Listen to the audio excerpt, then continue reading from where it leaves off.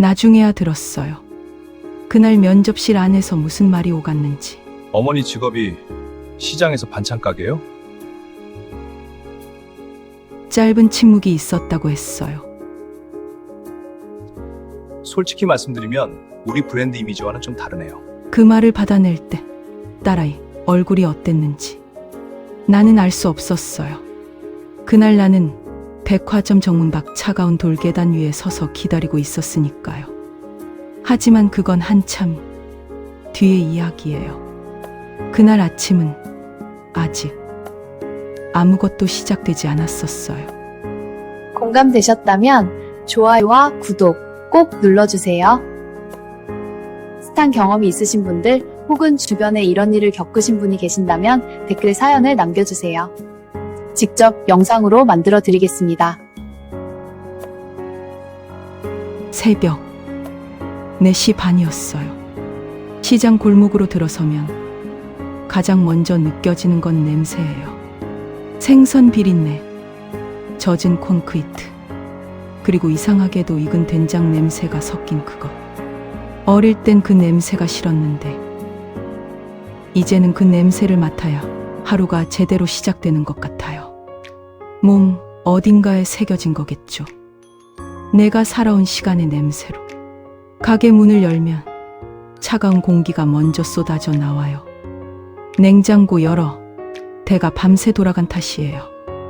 앞치마를 두르고 손을 씻고 도마 위에 재료를 올릴 때쯤이면 손끝이 머리보다 먼저 일을 기억해요. 칼을 잡는 각도, 힘을 주는 방향, 재료마다 다른 결.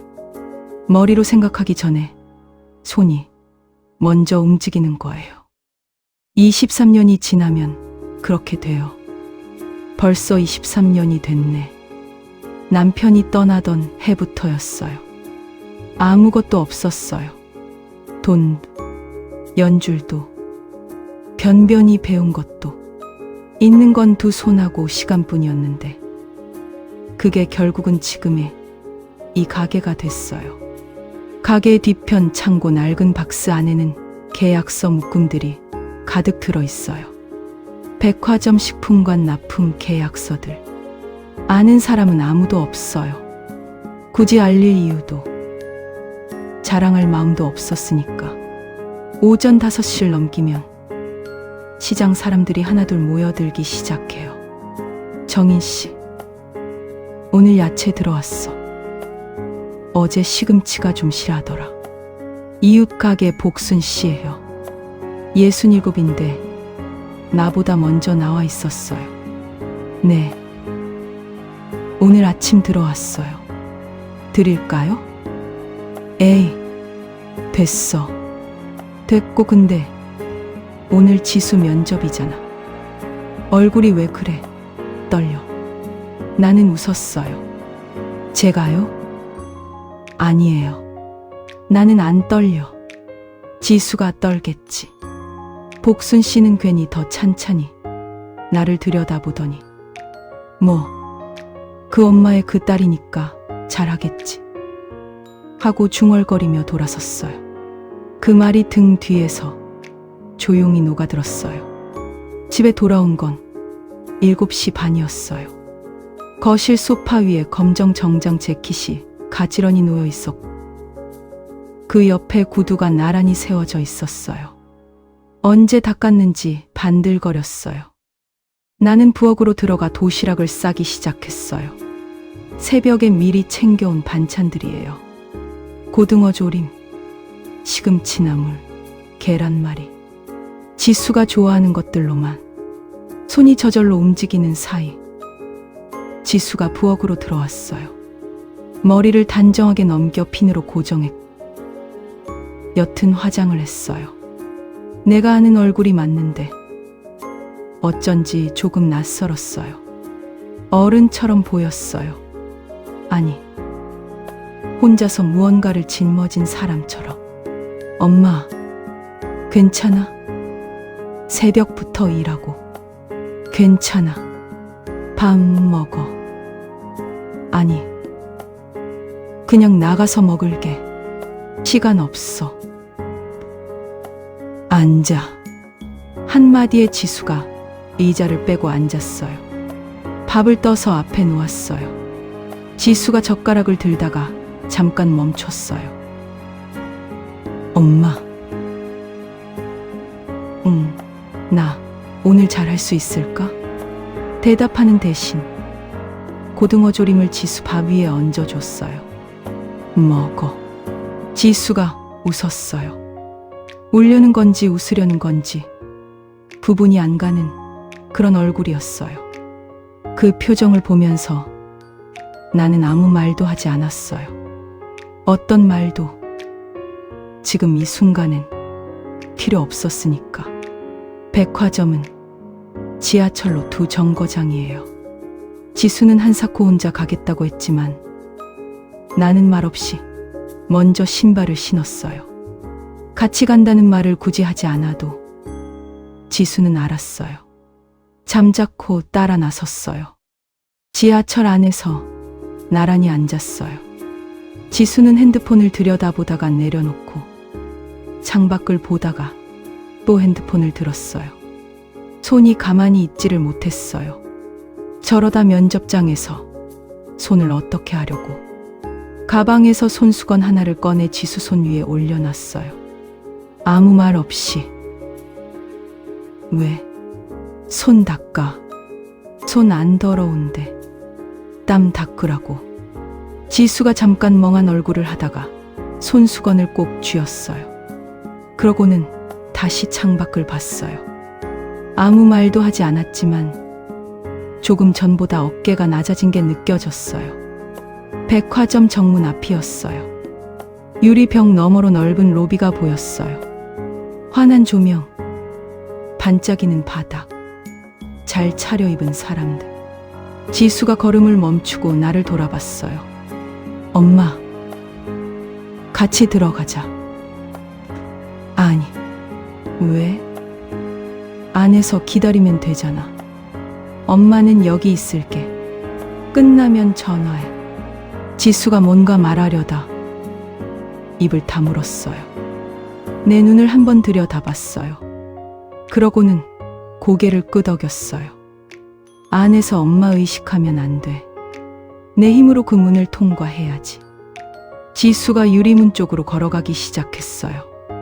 반듯한 등, 단정한 머리, 손에 꼭 쥔 서류 봉투. 자동문이 열렸어요. 들어가기 직전 지수가 한 번 뒤를 돌아봤어요. 그 눈빛이 뭘 묻는 건지 나는 알았어요. 대답 대신 천천히 고개를 끄덕였어요. 지수가 안으로 들어갔어요. 유리문이 닫혔어요. 나는 돌계단 위에 그대로 섰어요. 7월 바람이 목덜미를 훑고 지나갔어요. 새벽부터 일하던 냄새가 아직 손끝 어딘가에 남아있는 것 같았어요. 시장 냄새, 된장 냄새, 내 손이 만들어 온 것들의 냄새. 어서 끝나라. 그냥 아무 일 없이. 그때는 그랬어요. 아무 일 없이 끝나기를 바랐어요. 사람이 무너지는 건 한 방에 쓰러지는 게 아니에요. 조금씩이에요. 아주 조금씩. 누군가 무심코 흘린 말 한마디가 마음속 어딘가에 작은 금을 내고 그 금이 하루가 지나고 이틀이 지나는 동안 조용히 번져가요. 겉에서 보면 아무것도 달라진 게 없는데 안에선 이미 균열이 시작된 거예요. 딸아이가 그랬어요. 합격 문자를 받던 그날부터. 1차 면접 합격 문자는 오후 2시에 왔어요. 지수한테서 전화가 온 건 그로부터 10분도 안 됐을 때예요.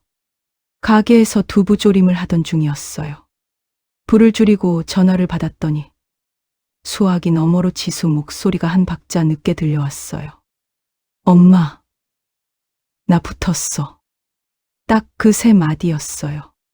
그런데 그 3마디가 어쩐지 울음 직전 사람의 목소리 같았어요. 그래, 잘했네. 응, 최종 면접은 다음 주 목요일이래. 알겠어. 저녁에 와서 밥 먹어. 전화를 끊고 다시 불을 올렸어요. 두부가 너무 오래 졸아 있었어요.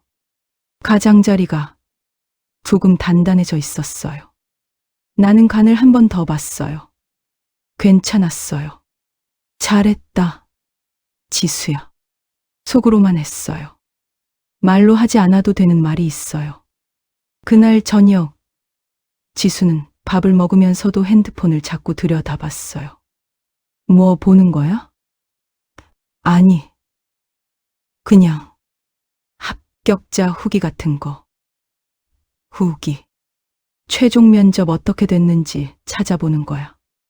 어떤 질문 나왔는지. 나는 더 묻지 않았어요. 지수는 밥을 반 정도 남기고 방으로 들어갔어요. 불이 새벽 1시가 넘어도 꺼지지 않았어요. 며칠이 지났어요. 지수는 부쩍 조용해졌어요. 말이 없어진 게 아니라 말을 고르는 것 같았어요. 뭔가를 물으면 바로 대답하지 않고 잠깐 멈췄다가 말했어요. 예전엔 없던 습관이었어요. 어느 날 저녁, 지수 친구가 집에 들렀어요. 거실에서 얘기 나누는 소리가 부엌까지 흘러들어왔어요. 일부러 들으려 한 건 아닌데 목소리는 작아도 내용은 선명하게 들렸어요. 거기 최종이 제일 어렵다더라. 아, 실력만 보는 게 아니래. 분위기도 본다고. 어떤 집안인지, 어떤 환경에서 자랐는지. 지수가 아무 말도 하지 않았어요. 그냥 내가 들은 말이야. 뭐, 이르러 붙은 것도 아빠가 그쪽이랑 연이 있어서라는 얘기도 있고. 그래? 긴장하지 마. 잘 할 거야. 친구가 돌아가고 거실이 조용해졌어요. 나는 설거지를 계속했어요. 찬물이 손등을 훑었어요. 손이 붉어지도록 물을 틀었다 껐다를 반복했어요. 분위기를 본다. 집안을 본다. 그 말이 머릿속에서 맴돌았어요.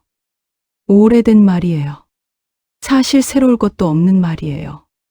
그런데 딸아이가 그 말을 듣는 자리에 내가 없었다는 게 이상하게 더 마음에 걸렸어요. 그 다음 날부터였어요. 지수가 달라지기 시작한 게. 거울 앞에 서는 시간이 길어졌어요. 면접용 옷을 입어보고 벗고 다시 입어보고 벗고 어떠냐고 물어보기에 괜찮다고 했더니 진짜로? 라고 한 번 더 물었어요. 예전에 지수는 그러지 않았어요. 엄마는 나 어때 보여? 뭐가? 그냥 나 거기서 이상하지 않아? 어울려. 나는 지수를 봤어요. 단정한 재킷, 바르게 선 자세, 또렷한 눈.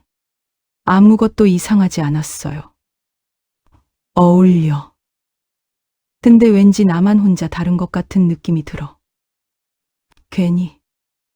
괜히 그런 거야.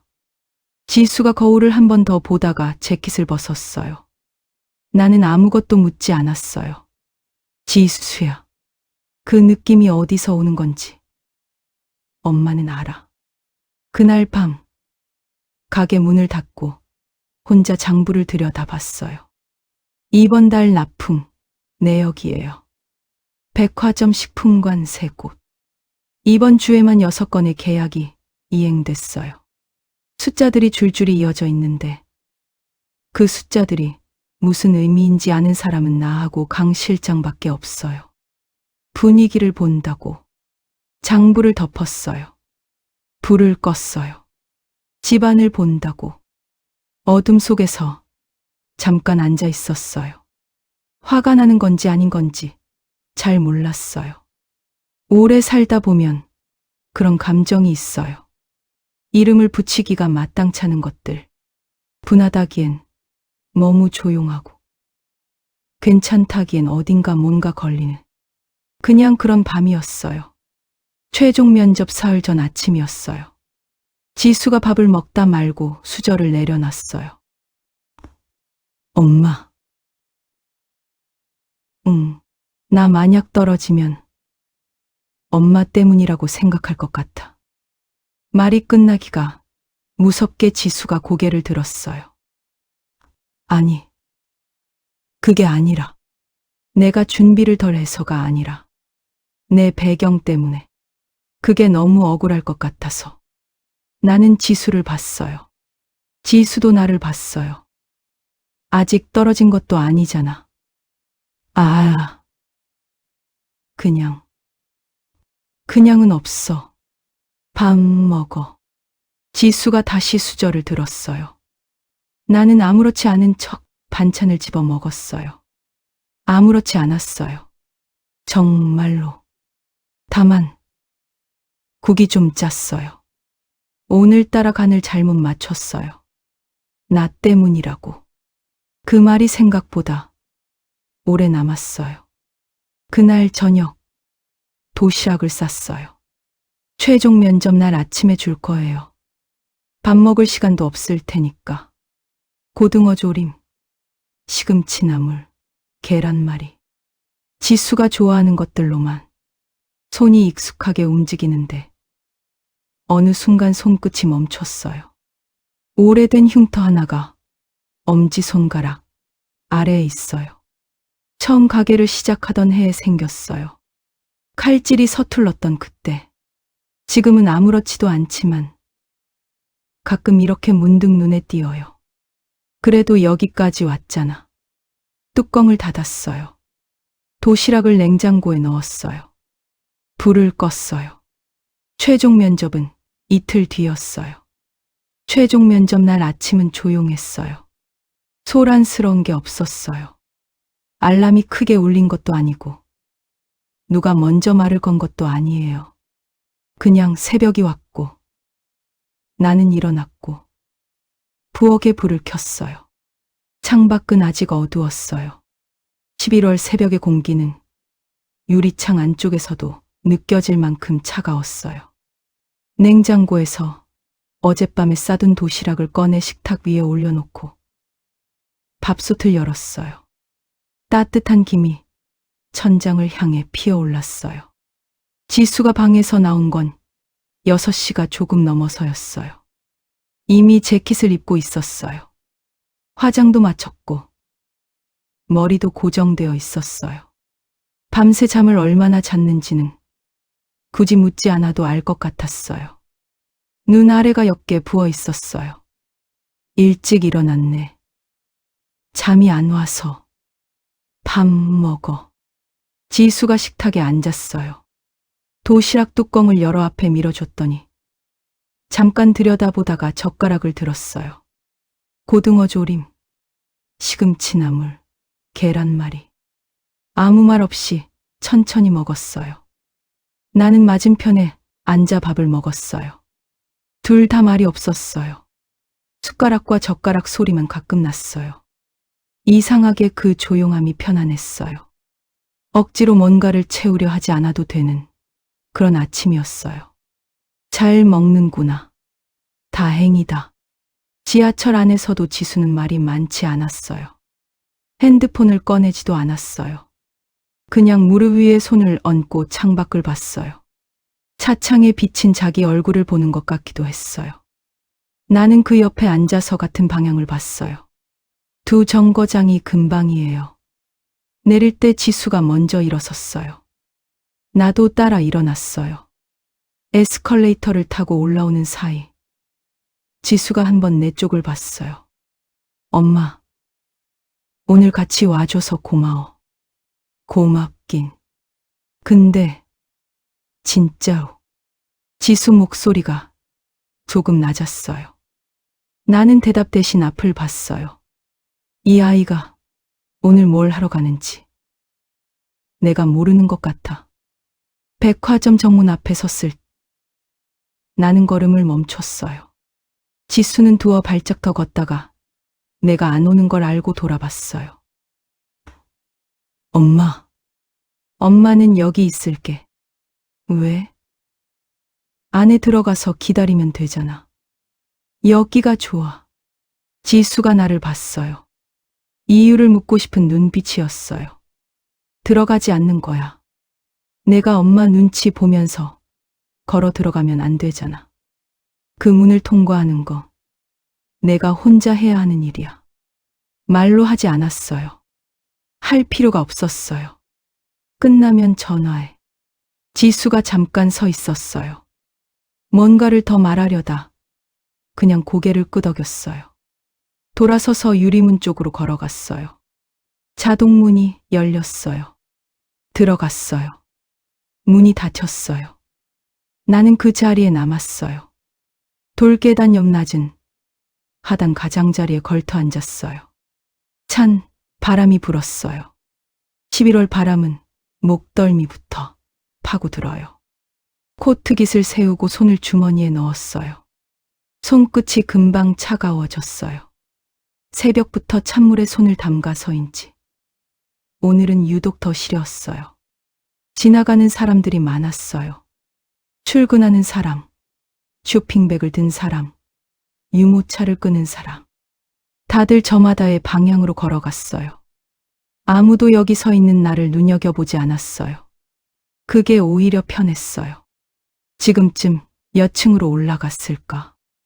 면접실이 몇 층인지는 몰랐어요. 물어보지 않았어요. 굳이 알아야 할 이유가 없었으니까. 기다리는 동안 별 생각을 다 했어요. 처음엔 지수 생각이었어요. 지금 어떤 표정으로 대기실에 앉아 있을지, 무릎 위에 손을 얹고 있을지, 핸드폰을 들여다보고 있을지, 옆에 앉은 사람들을 슬쩍 살피고 있을지. 지수는 원래 그래요. 새로운 공간에 들어가면 먼저 주변을 조용히 훑어봐요. 내가 가르친 건 아닌데 어릴 때부터 그랬어요. 그러다 문득 오래된 기억이 올라왔어요. 지수가 초등학교 입학하던 날이에요. 교문 앞에서 혼자 들어가겠다고 했어요. 7살짜리가 손을 잡아주려는데 괜찮다고, 혼자 할 수 있다고. 그 조그만 등이 교문 안으로 사라지는 걸 한참 서서 바라봤었어요. 그때도 나는 문 밖에 서 있었네. 나도 모르게 피식 웃음이 났어요. 바람이 한 번 더 불었어요. 1시간쯤 지났을 때였어요. 옆에서 목소리가 들렸어요. 저기요. 여기 계속 계셨어요? 고개를 들었더니 백화점 안내 직원으로 보이는 젊은 여자가 서 있었어요. 이름표가 달린 유니폼이었어요. 네. 혹시 불편하신 건 아니시죠? 안에 대기 공간도 있어요. 괜찮아요. 여기서 기다릴게요. 직원이 잠깐 나를 봤어요. 뭔가 더 말하려다 그냥 고개를 살짝 숙이고 안으로 들어갔어요. 나는 여기 있어야. 이유를 설명할 수 없어도 분명한 건 그거였어요. 그리고 면접실 안에서 무슨 일이 일어났는지는 나중에야 알았어요. 지수가 대기실에서 번호를 불려 들어갔을 때 면접관은 3명이었다고 했어요. 가운데 앉은 사람이 박태준 상무였어요. 양옆에 인사팀장 윤미선, 그리고 실무 면접관 최현우. 서류를 훑어보던 박 상무가 처음 꺼낸 말이 이거였다고 해요. 어머니 직업이 반찬 가게 시장이요. 지수가 네. 라고 대답했어요. 짧게. 오래 하셨어요? 20년 넘게 하셨어요. 박 상무가 서류를 내려놓으며 무언가를 받아 적었어요. 그러고는 잠깐 시간이 흘렀어요. 그 침묵이 얼마나 길었는지. 지수는 그게 제일 힘들었다고 했어요. 대놓고 뭔가를 말하는 게 아니라 그냥 침묵으로 무게를 얻는 것. 우리 브랜드가 추구하는 이미지가 있거든요. 박 상무가 천천히 말했어요. 고객층이 특정되어 있고 그분들이 기대하는 서비스 수준이 있어요. 직원도 그 이미지의 일부거든요. 지원자분은 그 부분에 대해 어떻게 생각하세요? 지수가 뭐라고 대답했는지, 그 자리에서는 제대로 말이 나왔는지 나는 몰랐어요. 나는 그 시간 백화점 밖 찬바람 속에 서서 손을 주머니에 찔러 넣고 있었으니까요. 최현우 면접관이 그 순간 시선을 살짝 내리깔았다는 것도, 윤미선 팀장이 아무 표정 없이 앞만 봤다는 것도 나는 나중에야 들었어요. 면접이 끝났다는 전화가 온 건 2시간 뒤였어요. 엄마, 나왔어. 목소리만으로 알 수 있었어요. 잘 됐다는 목소리가 아니었어요. 그렇다고 무너진 목소리도 아니었어요.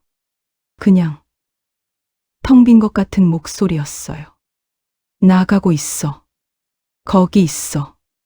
전화를 끊고 자동문 쪽을 바라봤어요. 사람들이 들어가고 나왔어요. 잠시 후 검정 재킷을 입은 지수가 유리문을 밀고 나왔어요. 나를 보더니 걸음이 잠깐 느려졌어요. 그러고는 그냥 내 옆까지 걸어와서 섰어요. 아무 말도 하지 않았어요. 나도 하지 않았어요. 찬바람이 두 사람 사이를 지나갔어요. 말 안 해도 알아. 엄마는 알아. 한참 뒤에 지수가 먼저 말했어요. 집에 가자. 그래. 나란히 걷기 시작했어요. 지수는 내 옆에서 조용히 걸었어요. 평소보다 걸음이 느렸어요. 서두를 이유가 없어진 사람의 걸음이었어요. 지하철 입구로 내려가는 계단에서 지수가 내 팔짱을 꼈어요. 아무 말 없이 어릴 때처럼 나는 그냥 걸었어요. 팔에 닿는 지수의 온기가 느껴졌어요. 차가운 바람 속에서 그것만 따뜻했어요. 결과는 아직 몰라. 근데 그거 하나는 알아. 이 애는 오늘 혼자 그 문을 통과했어. 내 도움 없이. 결과를 기다리는 시간은 이상해요. 아무것도 달라진 게 없는데 모든 게 잠시 멈춘 것 같은 느낌이에요.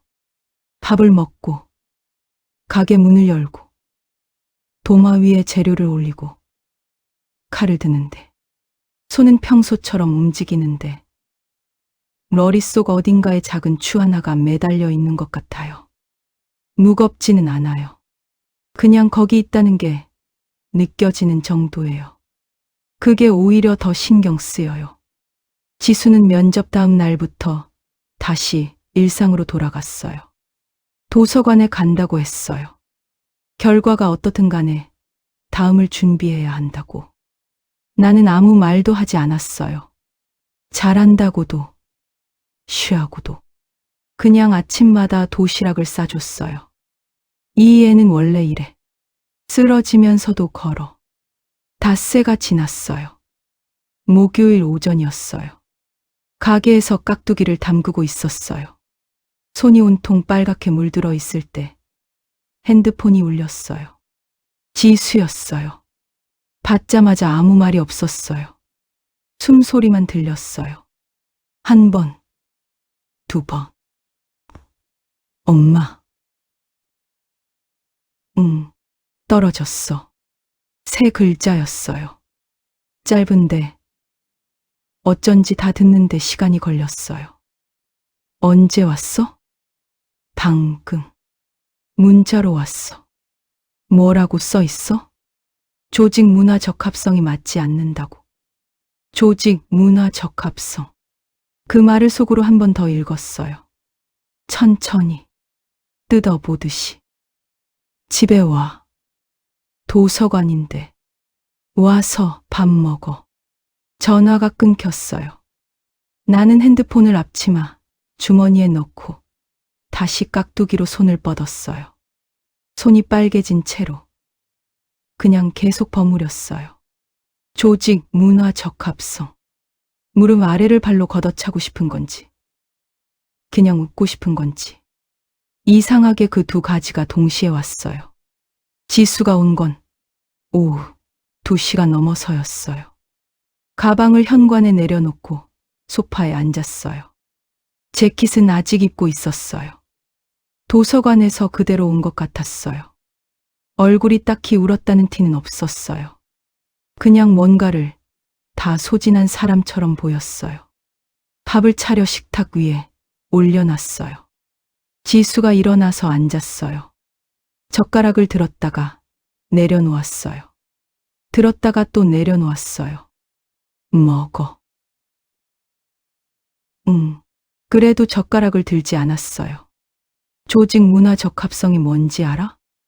나는 국을 지수 앞으로 밀며 대답하지 않았어요. 나더러 안 어울린다는 거잖아. 그냥 거기랑 먹고 얘기해. 지금 먹고 싶지 않아. 그래. 알아. 나는 맞은편에 앉았어요. 지수를 봤어요. 지수도 나를 봤어요. 억울해? 지수가 잠깐 멈췄어요. 그러고는 작게 웃었어요. 울음이 섞인 것 같은 웃음이었어요. 억울하지. 근데 그것보다 말을 멈췄어요. 그것보다 면접 때 그 상무 있잖아. 엄마 직업 물어보던 사람. 그 사람 표정이 자꾸 생각나. 어떤 표정이었는데. 그냥 아무렇지도 않은 표정. 당연하다는 듯이. 그게 더. 지수가 말을 끊었어요. 손이 젓가락을 꽉 쥐었다가 다시 놨어요. 나는 아무 말도 하지 않았어요. 그래. 그 표정이 제일 나빠. 화를 내거나 대놓고 무시하는 게 아니라 아무렇지도 않은 얼굴로 당연한 일을 처리하듯이. 식사는 반도 못 끝냈어요. 지수가 수저를 내려놓고 부엌 창밖을 한참 봤어요. 바깥에 작은 화분이 있어요. 국화가 한 다발 꽂혀 있는데 벌써 꽃이 피 반쯤 떨어져 있었어요. 엄마는 안 억울해? 뭐가? 엄마도 그런 말 많이 들었을 것 아니야. 시장 출신이라고. 무시당하고. 나는 잠깐 생각했어요. 들었지. 근데 어떻게 그냥 넘겼어? 넘긴 게 아니야. 지수가 나를 봤어요. 들어. 그냥 계속했어. 그게 달라. 지수가 그 말의 의미를 알겠다는 건지 모르겠다는 건지. 한동안 아무 말 없이 앉아 있었어요. 화분에서 바람에 꽃잎 하나가 떨어졌어요. 설거지를 하고 있을 때였어요. 뒤에서 지수 우는 소리가 들렸어요. 소리를 죽이려는 것 같았어요. 어깨를 잔뜩 웅크리고 입을 막고. 그런데도 어깨가 흔들렸어요. 나는 물을 잠갔어요. 수건으로 손을 닦으면서 돌아봤어요. 지수가 식탁 위에 팔을 올리고 그 위에 얼굴을 묻었어요. 소리가 조금씩 커졌어요. 참았던 것들이 한꺼번에 나오는 소리였어요. 나는 가까이 가서 옆 의자를 빼고 앉았어요. 등에 손을 올리지도 말을 하지도 않았어요. 그냥 옆에 있었어요. 한참이 지났어요.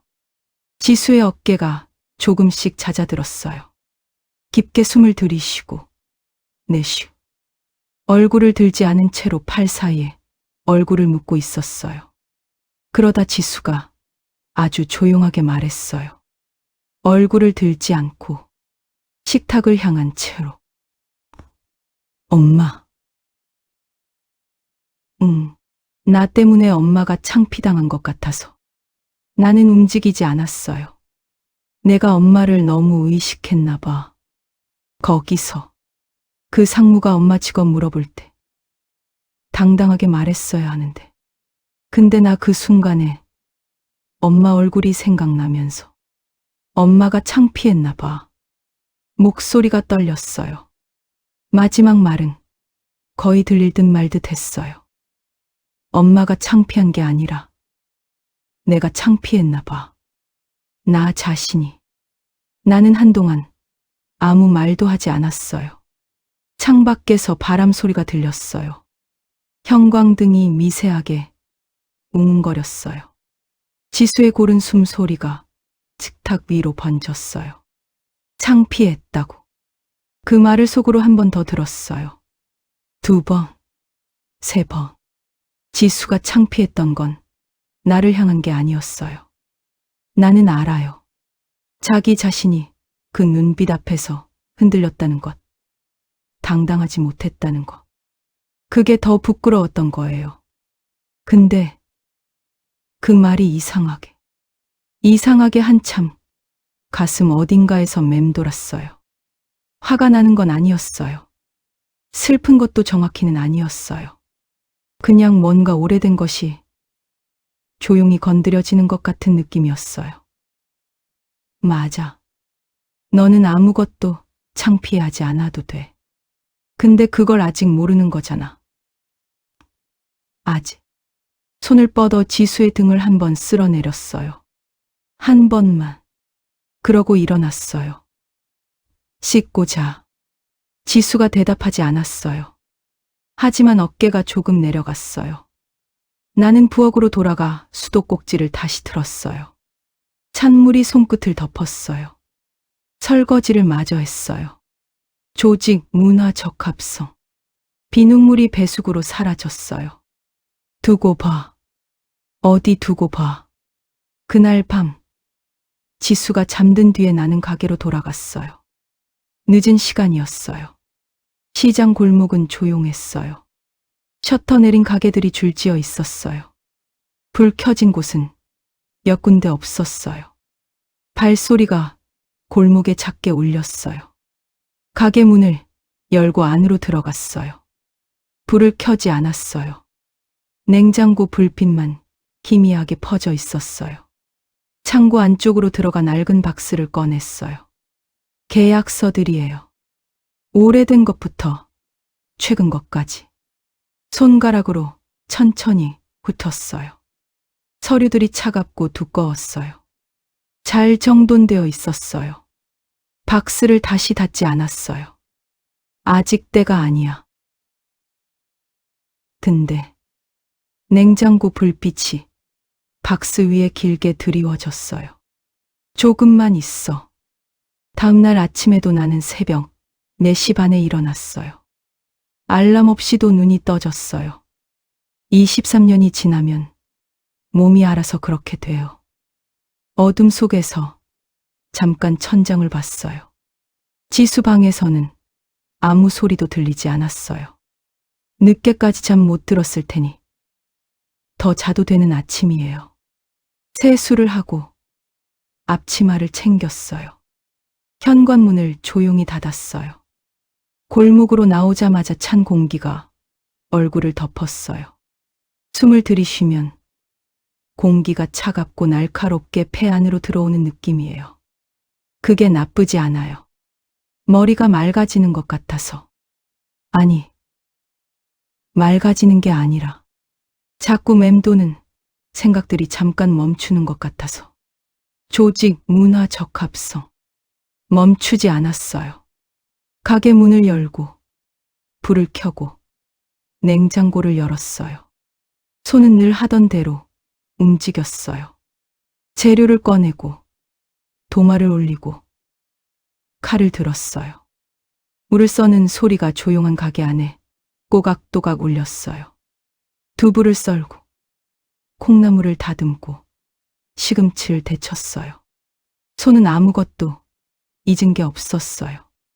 머리는 다른 곳에 있었어요. 박스 안의 계약서들이 자꾸 눈앞에 떠올랐어요. 어젯밤 냉장고, 불빛 아래에서 손가락으로 훑었던 그 감촉. 종이의 두께, 잉크 냄새, 날짜들. 가장 오래된 계약서는 14년 전이에요. 처음 납품을 시작했던 해예요. 백화점 식품관 바이어가 시장 골목까지 직접 찾아왔어요. 소문을 듣고 왔다고 했어요. 반찬 맛이 특별하다고. 그때 나는 앞치마를 두른 채로 계약서에 도장을 찍었어요. 손이 조금 떨렸어요. 지금 생각해도 그 순간은 잊히지 않아요. 그때는 몰랐지.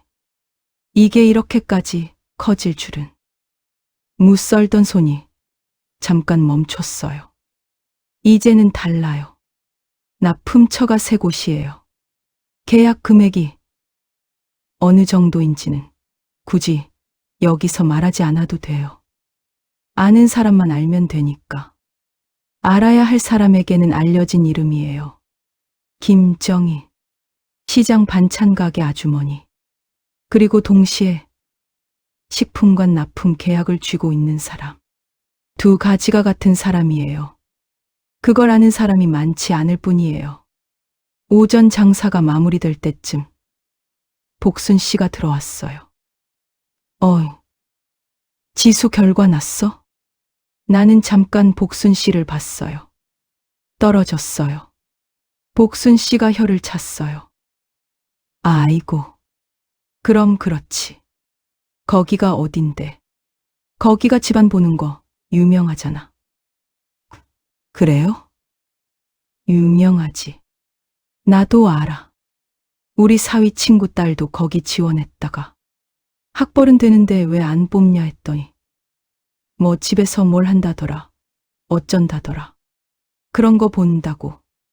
복순 씨가 당연하다는 듯 말했어요. 아기가 있는 게 아니에요. 그냥 세상이 원래 그렇다고 알고 있는 사람의 말이에요. 나는 그게 더 마음에 걸렸어요. 지수는 지금 어때? 자고 있을 거예요. 푹 자야지. 에휴. 그래도 다음에 또 있잖아. 어디?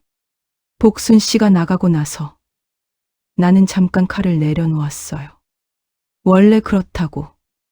도마 위에 놓인 칼을 봤어요. 오래된 칼이에요. 날이 여러 번 갈린 것들이에요.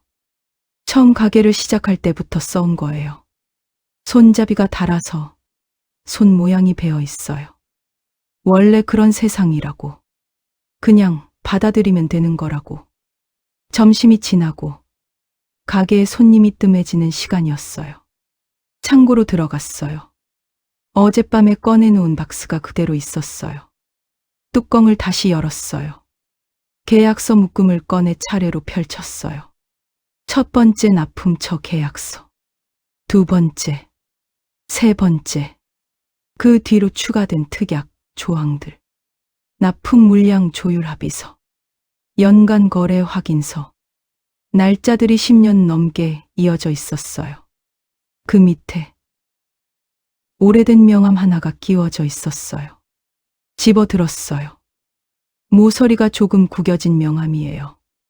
주정인푸드 대표이사 김정희. 만든 지 오래됐어요. 사실 명함을 잘 쓰지 않아요. 필요한 사람들은 연락처를 알고, 몰라도 되는 사람들에게는 굳이 알릴 이유가 없으니까. 명함을 한참 들여다봤어요. 잠자고 있었네. 나도 모르게. 아니, 잠재운 거예요. 내가 23년 동안 시장 앞 치마를 두르고 새벽에 일어나 칼질을 하는 사이 이 이름은 창고 박스 안에서 조용히 기다리고 있었어요. 불러야 할 날을 위해서. 손가락으로 명함 위에 이름을 한번 짚었어요. 그래, 이제 나올 때가 됐다. 오후 3시였어요. 핸드폰을 꺼냈어요. 연락처를 찾았어요. 강 실장이에요. 나이가 50이에요. 10년 전부터 함께 일했어요. 말이 많지 않고 일 처리가 빠른 사람이에요. 내가 믿는 몇 안 되는 사람 중 하나예요. 전화를 눌렀어요. 2번 울리고 받았어요. 대표님, 실장님, 저예요. 네, 말씀하세요. 내일 본사 일정 잡아주세요. 짧은 침묵이 있었어요. 강 실장이 원래 그래요. 바로 묻지 않아요. 먼저 상황을 가늠해요. 어느 쪽으로 잡을까요? 영업팀 말고 위로 잡으세요. 임원급으로요? 네. 또 침묵이 왔어요.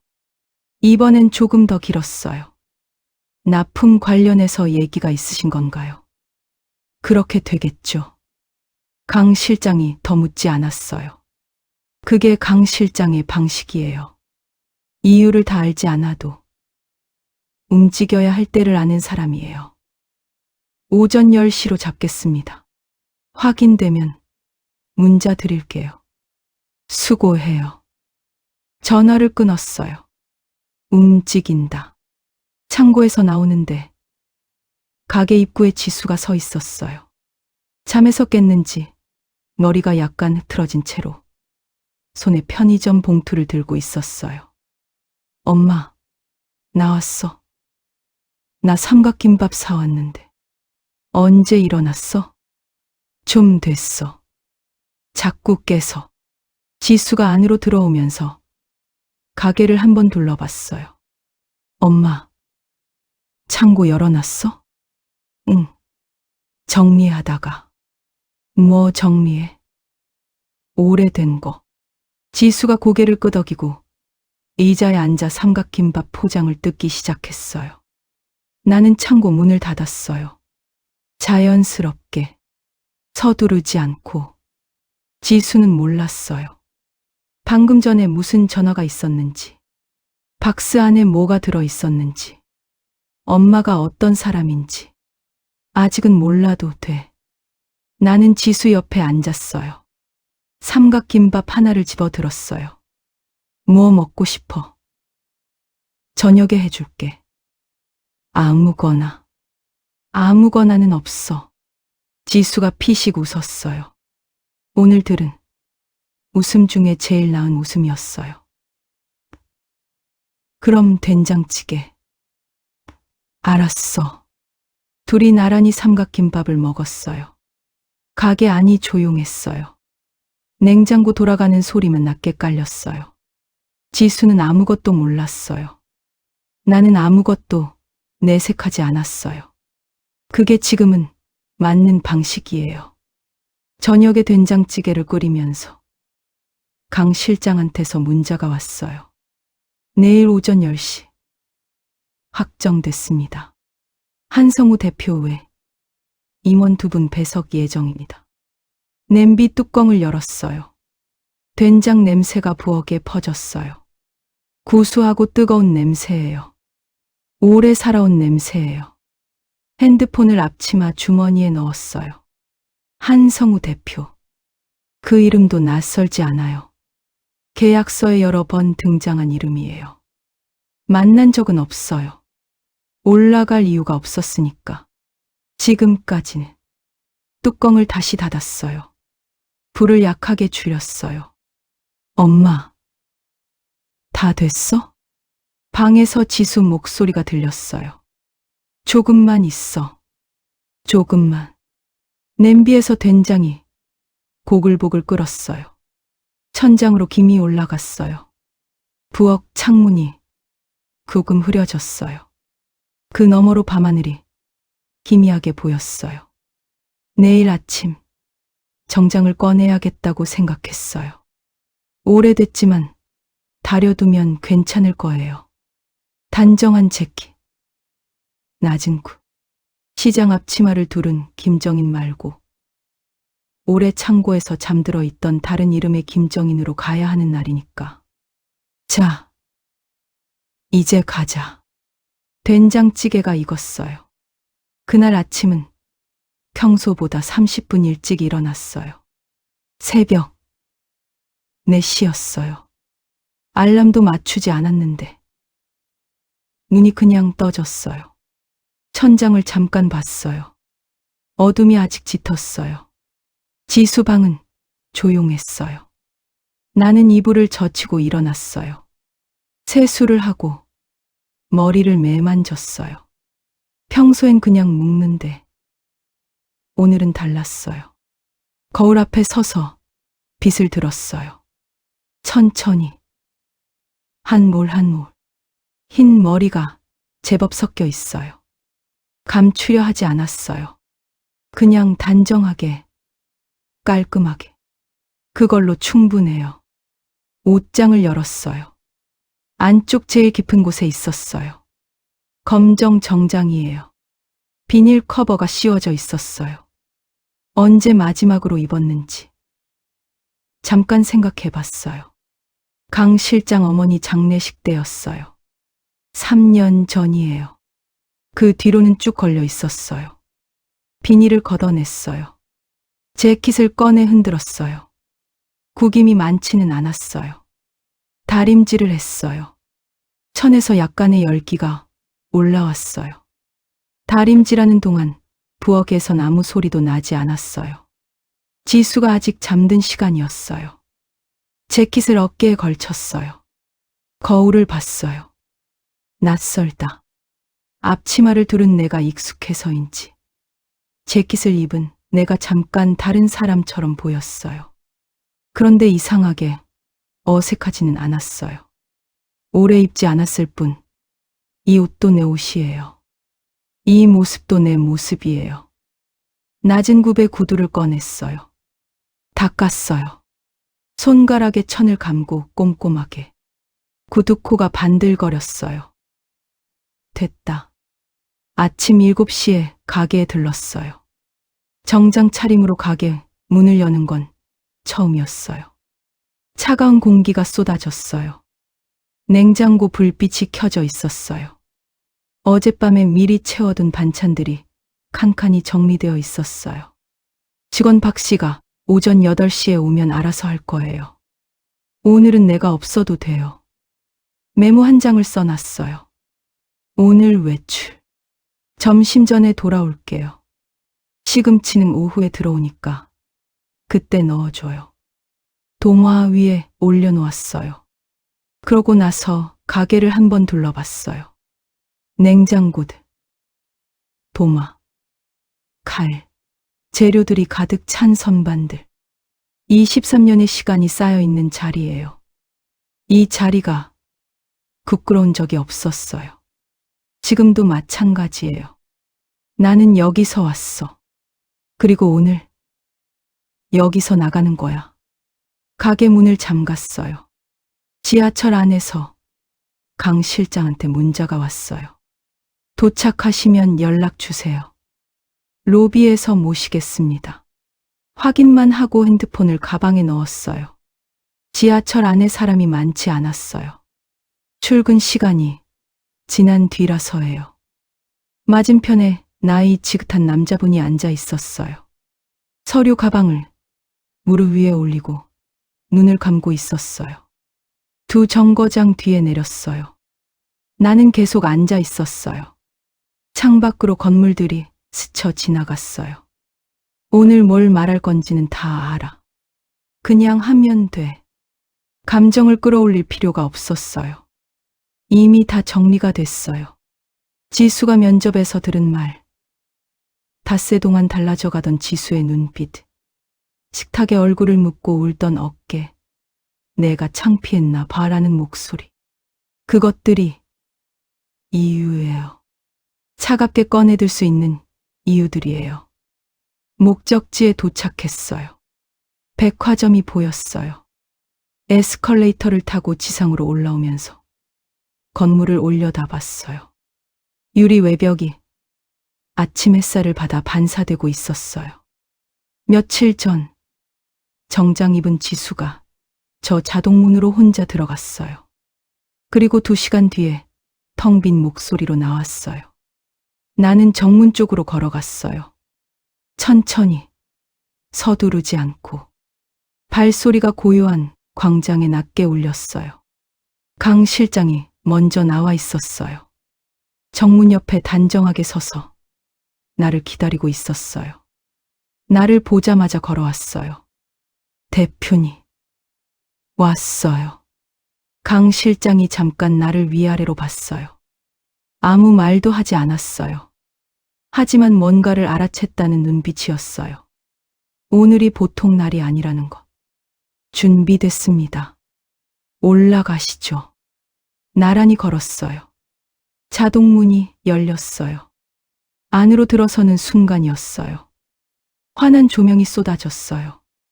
반짝이는 대리석 바닥, 높은 천장, 고급스러운 디스플레이들. 향기가 났어요. 백화점 특유의 향기예요. 인공적이지만 잘 조율된 냄새예요. 며칠 전 이 로비를 지나쳐 면접실로 올라갔을 지수는 어떤 기분이었을까요? 긴장했겠지. 괜히 주눅 들었겠지. 나는 주눅 들지 않았어요. 이 공간을 처음 오는 것도 아니에요. 납품 계약 때문에 몇 번 왔었어요. 다만 그때는 지하식품관 사무실 쪽으로 들어갔어요. 2층까지 올라올 이유가 없었으니까. 오늘은 올라가요. 안내 데스크 직원이 우리 쪽을 봤어요. 강 실장이 먼저 말했어요. 임원회의실 예약건으로 왔습니다. 정인푸드 쪽이에요. 직원이 컴퓨터를 확인하더니 표정이 가지런해졌어요. 네. 확인됩니다. 엘리베이터 오른쪽으로 가시면 됩니다. 안내해 드릴까요? 아니요. 알아요. 내가 대답했어요. 직원이 나를 봤어요. 잠깐이었어요.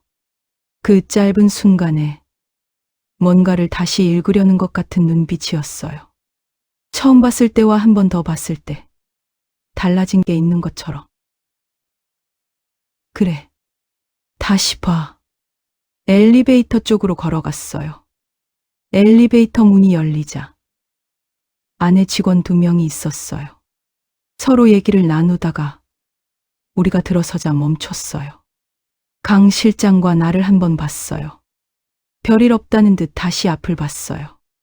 버튼을 눌렀어요. 문이 닫혔어요. 올라가는 동안 아무 말이 없었어요. 강 실장이 옆에서 낮게 말했어요. 오늘 배석은 한성우 대표, 영업본부장 이상무, 그리고 인사 담당 임원입니다. 박태준 상무는 배석 요청 안 하셨는데 어떻게 할까요? 박태준. 그 이름을 들으니 지수 목소리가 잠깐 겹쳤어요. 그 상무 있잖아. 엄마 직업 물어보던 사람. 그 사람 표정이 자꾸 생각나. 아무렇지도 않은 얼굴. 당연하다는 듯이. 부르세요. 강 실장이 고개를 끄덕였어요. 핸드폰을 꺼내 문자를 보냈어요. 엘리베이터가 멈췄어요. 문이 열렸어요. 복도가 조용했어요. 카펫이 깔려 있어서 발소리가 죽었어요. 벽에 액자들이 줄지어 걸려 있었어요. 창밖으로 도시가 내려다 보였어요. 높은 곳이에요. 높다고 다른 게 아니야. 회의실 문 앞에서 강 실장이 멈췄어요. 들어가시겠습니까? 잠깐만요. 나는 창가로 걸어갔어요. 아래를 내려다 봤어요. 작은 사람들이 움직이고 있었어요.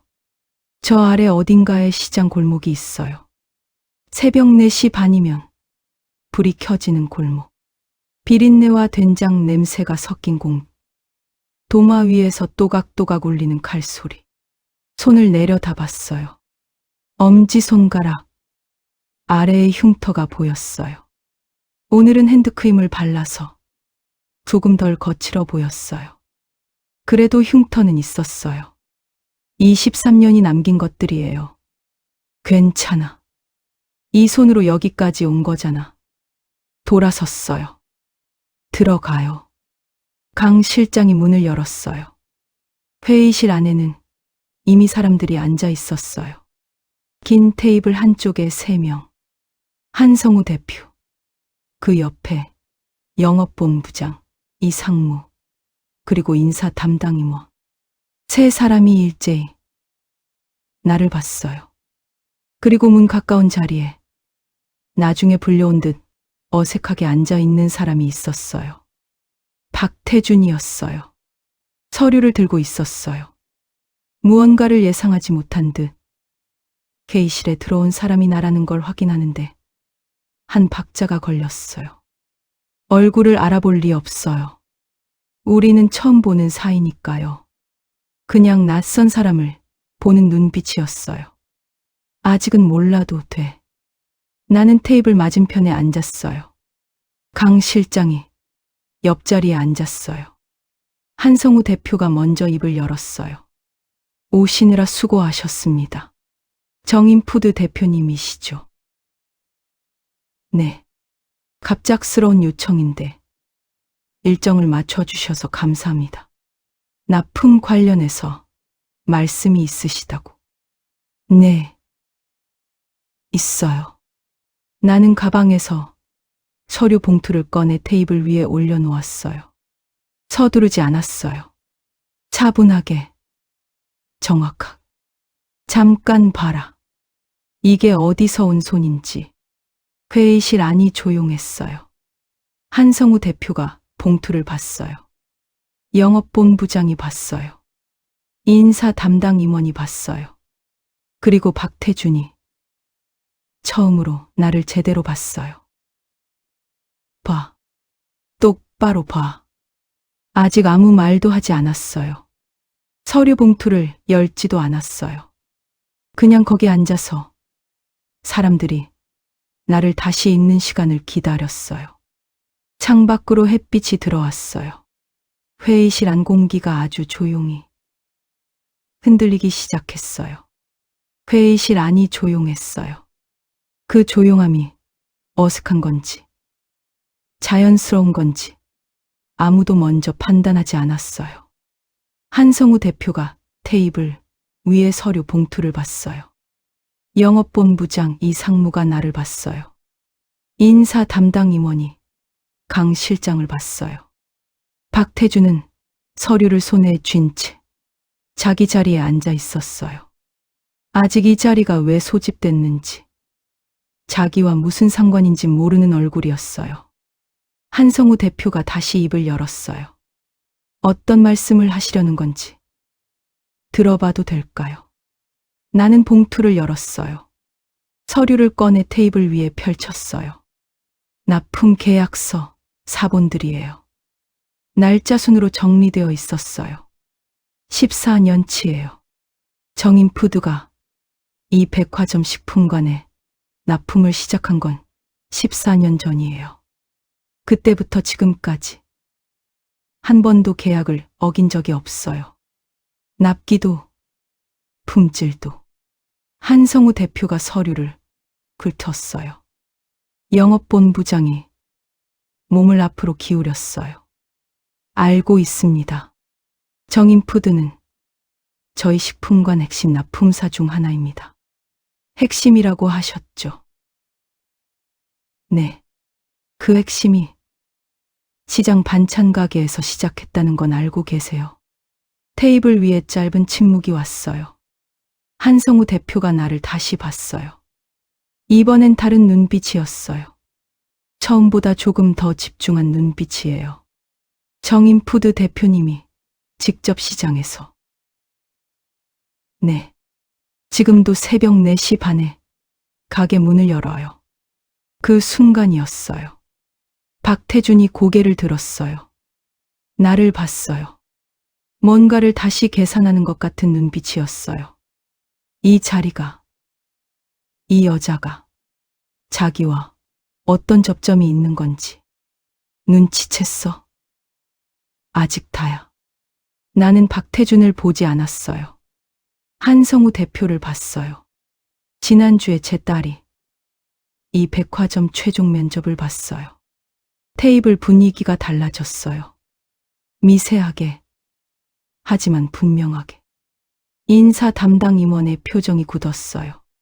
강 실장은 앞만 봤어요. 한성우 대표가 나와 인사 담당 임원을 번갈아 봤어요. 지원자 성함이 김지수예요.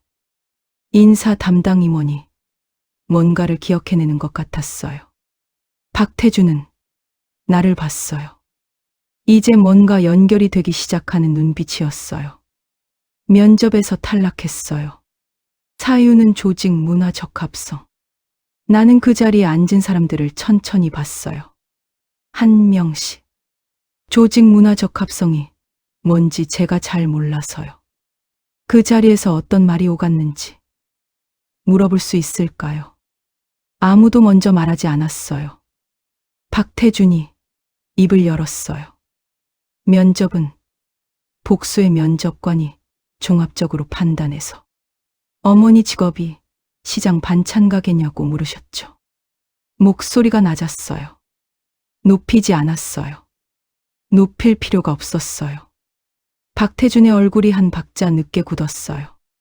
지원자 배경, 파악은 면접 절차서 브랜드 이미지와 다르다고도 하셨다고요. 이번엔 박태준이 대답하지 않았어요. 대신 한성우 대표가 인사 담당 임원을 봤어요. 인사 담당 임원은 시선을 내리깔았어요. 그래. 아무 말도 못하지. 할 말이 없는 거잖아. 나는 박태준 쪽으로 몸을 돌렸어요. 박상문이. 박태준이 나를 봤어요. 시장 반찬 가게라고 하셨죠. 짧게. 그리고 또렷하게. 그 시장 손에서 만든 음식으로. 지금 이 백화점 식품관이 손님을 모았어요. 회의실 안이 완전히 조용해졌어요. 창밖으로 햇빛이 들어왔어요. 테이블 위에 펼쳐진 계약서들이 빛을 받아 흰 종이가 더 희게 보였어요. 14년치 날짜들이 줄줄이 적혀 있는 종이들이에요. 박태준이 입을 열었어요. 그건 납품과 채용은 별개. 맞아요. 내가 받았어요. 가로막지 않고, 자르지 않고, 그냥 받아서 이어갔어요. 납품이랑 채용은 별개예요. 저도 알아요. 제 딸이 이 회사에 들어갈 자격이 되는지 안 되는지. 저는 판단할 수 없어요. 그건 여러분이 정하는 거고. 한성우 대표가 나를 봤어요. 근데 한 가지만 물어볼게요. 나는 테이블 위에 두 손을 올렸어요. 천천히. 흉터가 있는 손이에요. 핸드크림을 발라도 거친 손이에요. 새벽마다 찬물에 담그고 23년 동안 칼을 잡아온 손이에요. 이 손 보이세요? 아무도 말하지 않았어요. 이 손으로 반찬을 만들었어요. 이 손으로 계약서에 도장을 찍었어요. 이 손으로 여기까지 왔어요. 시장 골목에서 이 자리까지. 박태준이 시선을 내리깔았어요. 한성우 대표는 내 손을 봤어요. 사람은 출신이 아니에요. 나는 천천히 한마디씩 말했어요. 실력이랑 태도로 증명하는 거예요. 그게 사람이에요. 잠깐의 침묵이 있었어요. 영업본부장 이상무가 헛기침을 했어요. 인사 담당 임원이 테이블 위를 봤어요. 박태준은 아무것도 말하지 않았어요. 아까부터 그랬어요. 말을 잃은 것처럼. 한성우 대표가 먼저 입을 열었어요. 대표님.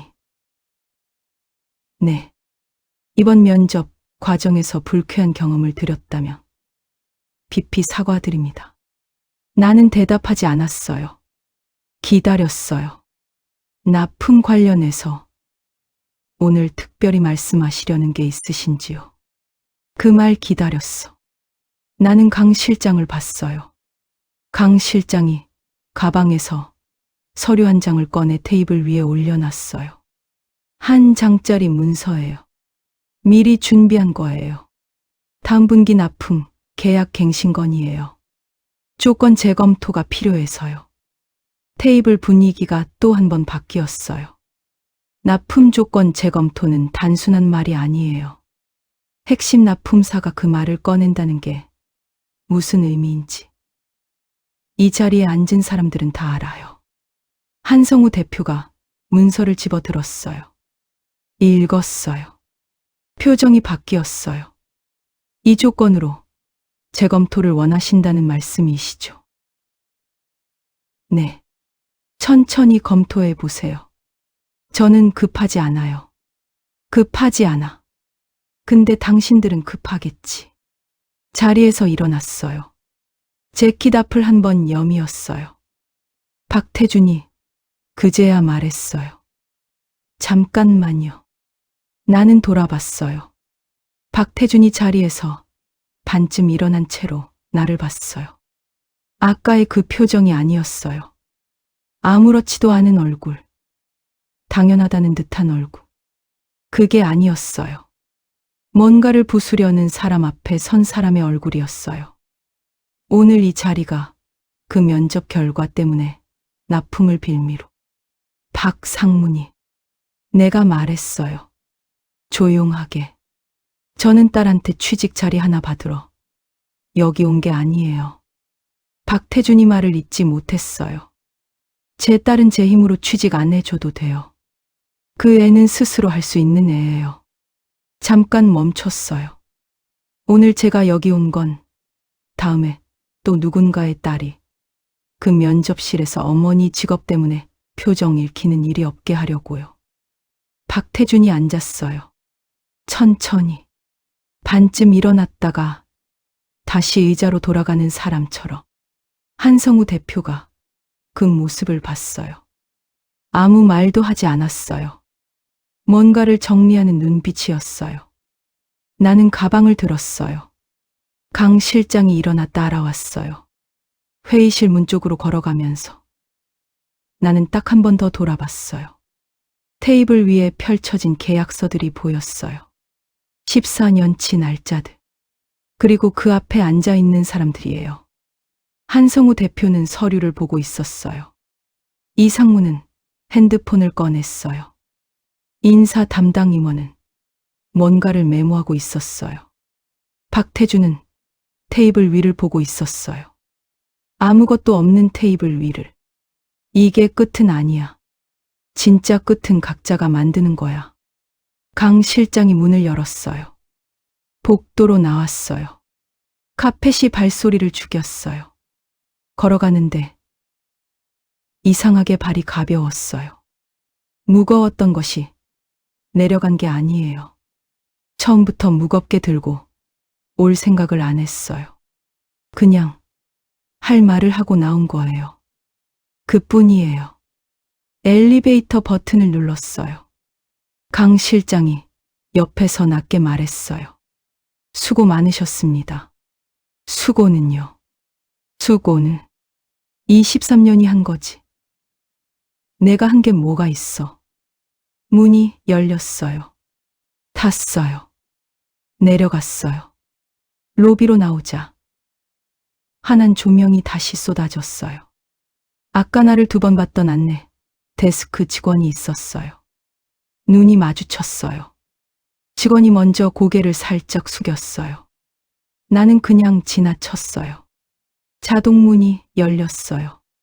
밖으로 나오자 차가운 공기가 먼저 왔어요. 깊게 숨을 들이쉬었어요. 11월 공기가 배 안으로 들어왔어요. 차갑고 날카롭고 어쩐지 깨끗한 냄새였어요. 광장에 서서 하늘을 잠깐 올려다봤어요. 구름이 조금 있었어요. 햇빛이 구름 사이로 비스듬히 쏟아졌어요. 됐다. 강 실장이 옆에 서서 말했어요. 가시겠습니까? 네. 가요. 걸었어요. 광장을 가로질러요.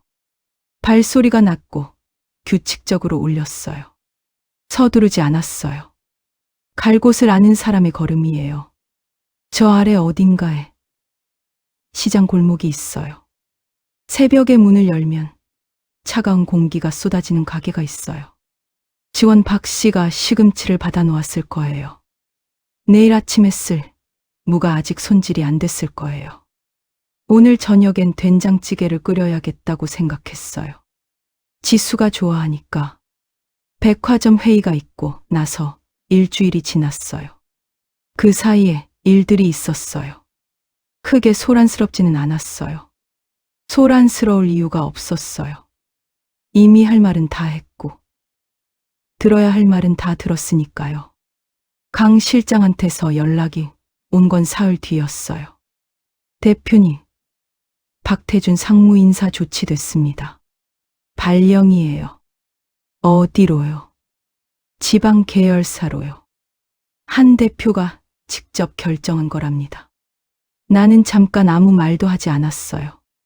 그리고 한 대표님이 직접 연락드리고 싶다고 하셨는데 번호 드려도 될까요? 드려요. 전화를 끊고 도마로 돌아갔어요. 물을 썰고 있던 중이었어요. 칼이 도마 위를 또각또각 오갔어요. 손은 멈추지 않았어요. 됐네. 그게 다였어요. 통쾌하다거나 후련하다거나 그런 감정이 크게 올라올 줄 알았는데 이상하게 그렇지 않았어요. 그냥 조용했어요. 오래 짊어지고 있던 것을 내려놓은 것 같은 그 후의 고요함 같은 거였어요. 한성우 대표 전화는 그날 오후에 왔어요. 이번 일로 불편을 드려서 진심으로 사과드립니다. 저희가 미처 살피지 못한 부분이 있었어요. 들었어요. 다름이 아니라 따님 건으로요. 나는 칼을 내려놓았어요. 김지수 씨한테 다시 기회를 드리고 싶습니다. 이번 면접 절차 자체에 문제가 있었다고 판단해서요. 공식적인 재면접 기회를 드릴 수 있고 최대한 공정하게 진행하겠습니다. 감사해요. 따님한테 연락을 드려도 될까요? 제가 먼저 얘기해 볼게요. 전화를 끊었어요. 앞치마에 손을 닦았어요. 잠깐 창밖을 봤어요. 시장 골목이에요. 사람들이 지나가고 수레가 지나가고 볕이 좁은 골목 사이로 비스듬히 들어오고 있었어요. 지수한테 어떻게 얘기하지? 생각해보니 어떻게 꺼내야 할지 몰랐어요. 그날 저녁 밥을 먹으면서 꺼냈어요. 지수는 요즘 다시 움직이기 시작했어요. 다른 회사 서류를 준비하는 것 같았어요. 물어보지 않아도 알 수 있었어요. 방불이 늦게까지 켜져 있었으니까요. 된장찌개를 끓여놨어요. 지수가 좋아하는 거예요. 둘이 마주 앉아서 밥을 먹다가 나는 그냥 말했어요. 백화점에서 연락 왔어. 지수가 숟가락을 들다 멈췄어요. 무슨 연락? 다시 기회 주겠다고. 재면접. 지수가 나를 봤어요. 잠깐 아무 말도 하지 않았어요. 된장찌개에서 김이 올라왔어요. 뜨거운 냄새가 부엌에 퍼졌어요. 엄마가 뭔가 한 거야. 말이 아니라 확인이었어요. 나는 대답하지 않았어요. 지수가 나를 봤어요. 오래 봤어요. 엄마. 응, 거기 싫어. 나는 숟가락을 들었어요. 아, 싫은데 거기서 일하고 싶지 않아. 그 사람들한테 뽑혀서 들어가고 싶지 않아. 목소리가 떨리지 않았어요.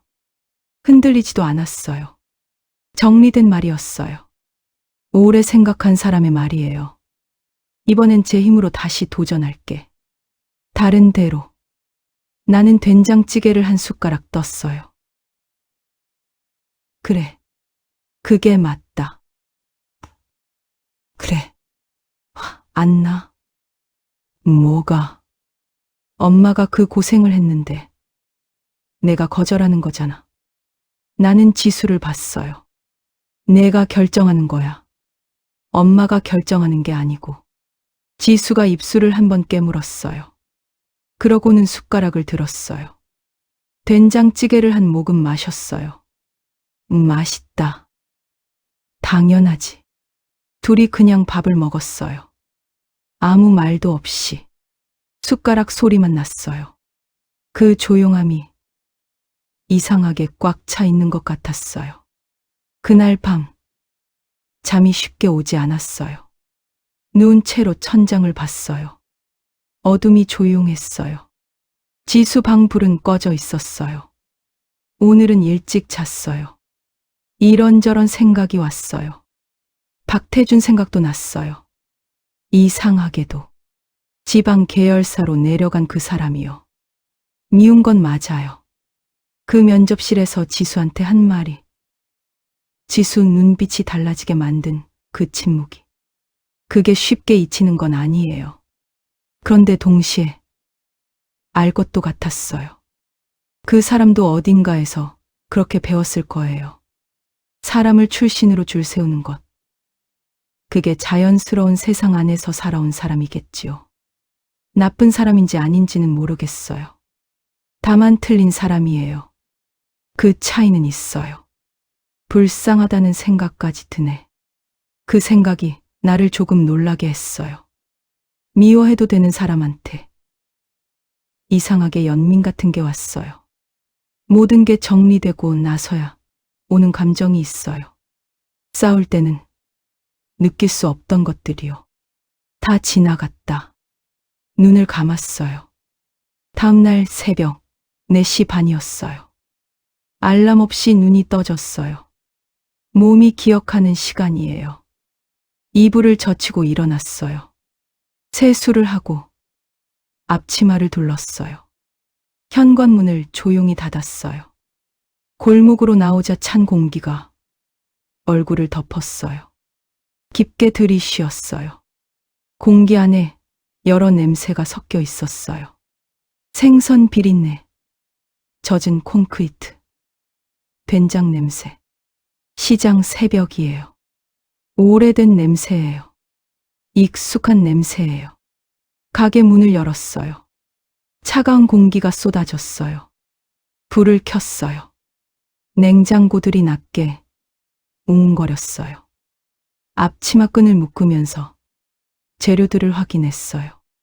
시금치, 무, 두부, 콩나물.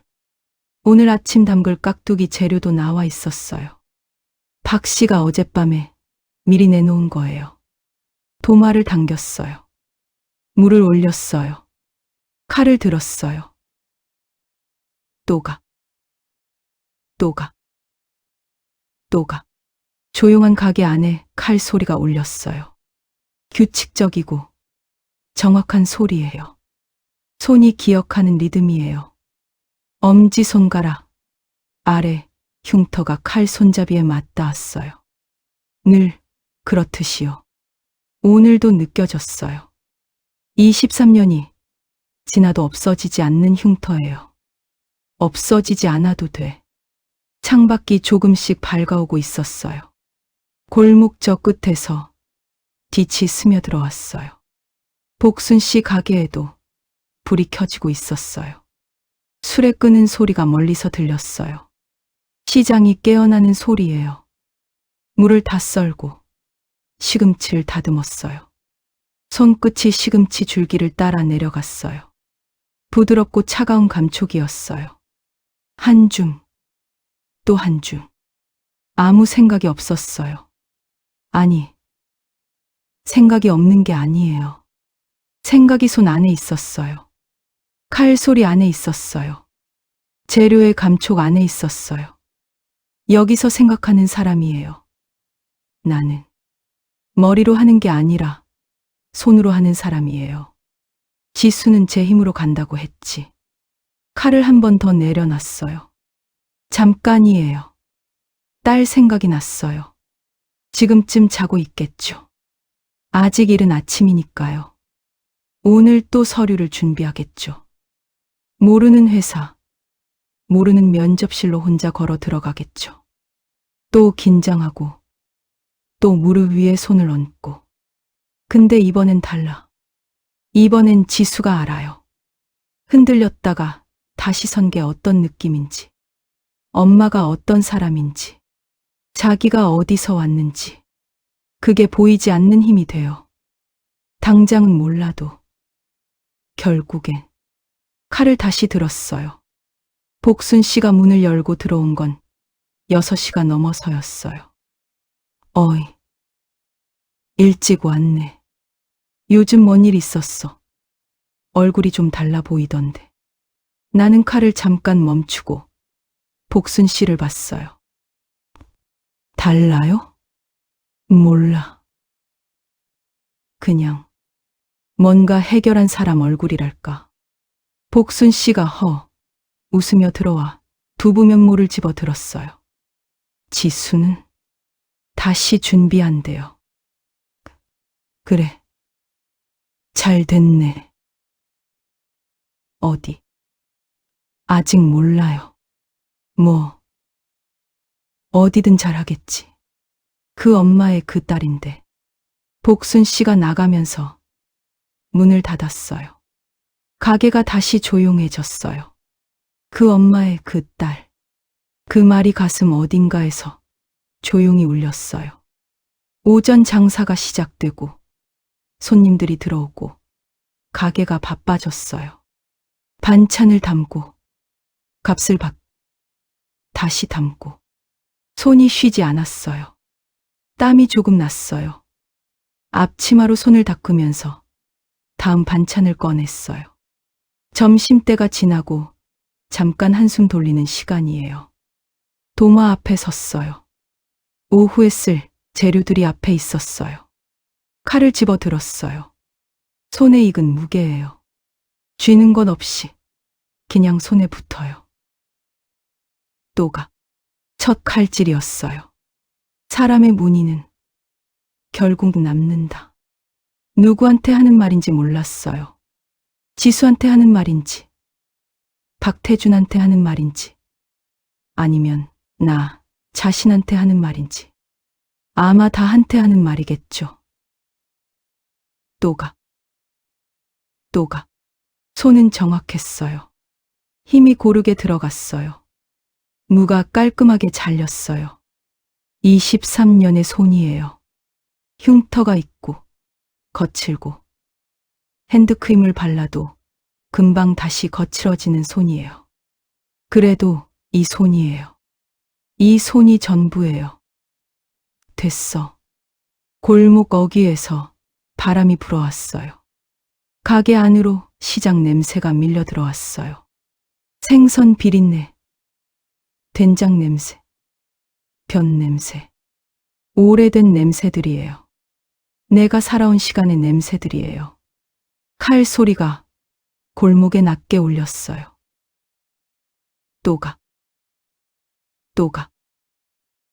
또가